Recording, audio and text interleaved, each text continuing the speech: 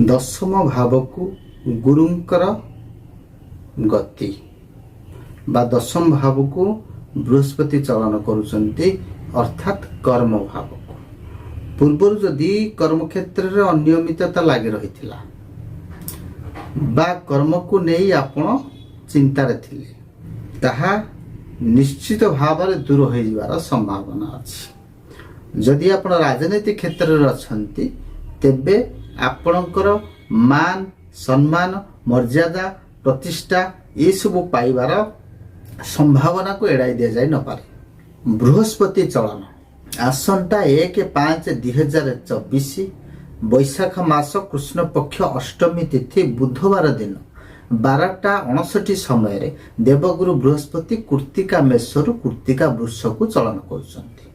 आसंता 14/5/2025 पर्यंत वृष राशि रे अवस्थान करिवे।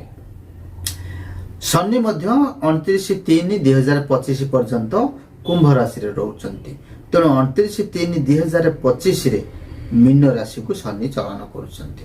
देवगुरु बृहस्पति एक राशि को रो अन्य राशि की जीवा पाई 13 मास समय नियंती किंतु शनि नियंती 2.5 वर्ष।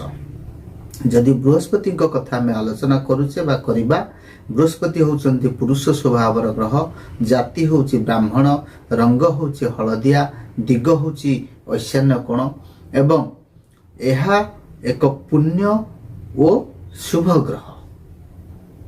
जदि बृहस्पति अशुभ प्रभाव थाए तेबे आपनकर किडनी रिलेटेड समस्या हार्ट रिलेटेड समस्या एब्डोमिनल समस्या नोज थ्रोट रे मध्य समस्या देखा दब। सत्व गुण विशिष्ट आराध्य देवी होउचंती माँ तारा। धनु मीन ये दीटा होउची बृहस्पति निज घर। कर्कट होउची उच्च घर। जदि दृष्टि कथा विचार करिबा पंचम दृष्टि गुरुंकर पंचम दृष्टि रहे सप्तम दृष्टि एवं नवम दृष्टि। जदि गोटे राशि व्यक्तिर आम देखुचे गोचर फल लग्नाधिपति को जगार अच्छी राशियाधिपति को जगार अच्छी माने गोचर को जगार करुचे दशानाथ माने को ग्रहर महादशा चली को ग्रहर अंतर्दशा चली ये दुईटा को मध्य देखा पड़ो आकर गोचर कोठी अच्छी यह देखिले जाइए आम जनकर प्रेडिक्शन करिपरिबा। वर्तमान देखिबा सिंह राशि व्यक्ति दशम भाव को जेहेतु गुरु गोचर करुचंती पिता स्वास्थ्य उन्नति परिलक्षित हब। गुरुंकर पंचम दृष्टि द्वितीय भाव को द्वितीय भाव होची आपनकर बाणीर भाव संचय धनर भाव परिवार भाव एवं सुख समृद्धिर भाव। तेणु आपण निजर कथा द्वारा वाक्शक्ति द्वारा अन्य को वशीभूत करबा पाई संभव हेबे।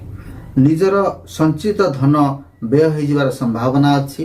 पारिवारिक संपर्क रे तिक्तता देखा दे पारे।